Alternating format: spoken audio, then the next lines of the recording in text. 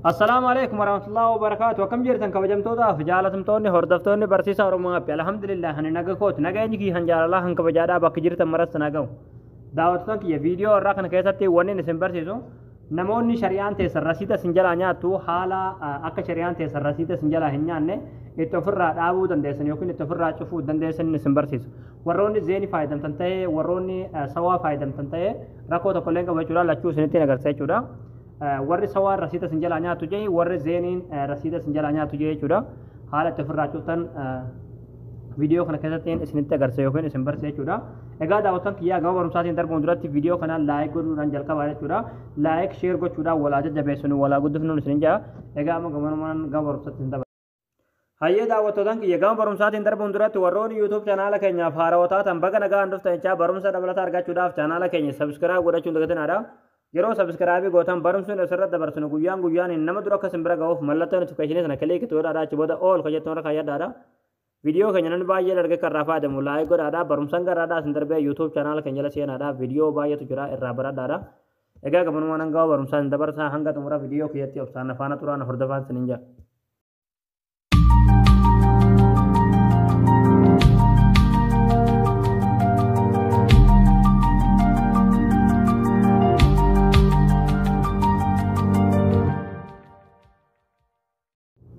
Hayyee daawwattootaan kiyyaa dursa warra shari'aa zeenii qabdan irraa haa eegallu jechuudha. Fakkeenyaaf zeeniin takka takka jechuudha yeroo rasiidatti guutan jechuudha alaatul daqiiqaa takka keessan teessiftu jechuudha alaatul ofumaaf fudhate jechuudha sharikaan yookiin kompiitarri jechuudha.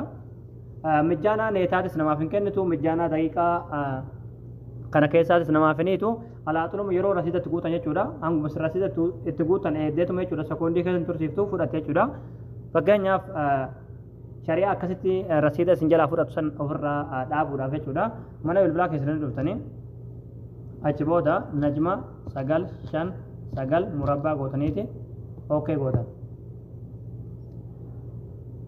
Achi booda haala kanaan isinii fide jechuudha. Yeroo haala kanaan isinii fide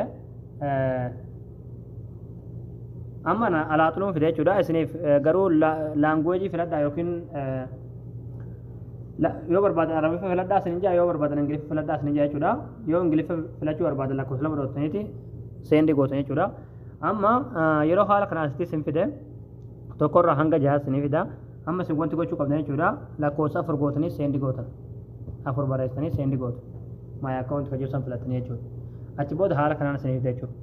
Achi booda yeroo haala kanaan asitti isin fide wantoota isin ishtiraaka gootan hunda isin fide jechuudha.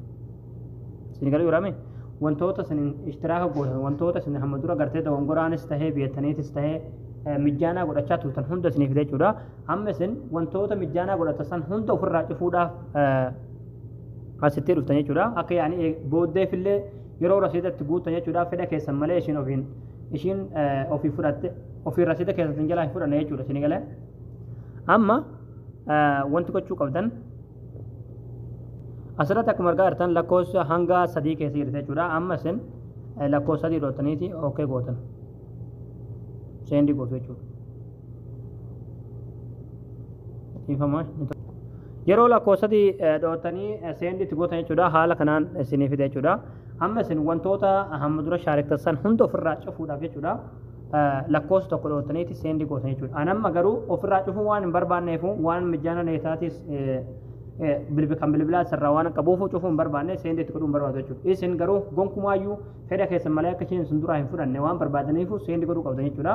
Haala kanaan warri zeenii gonkumaayyuu akka isheen rasiida nyaanne itti ofirraa cufuu dandeessan jechuudha.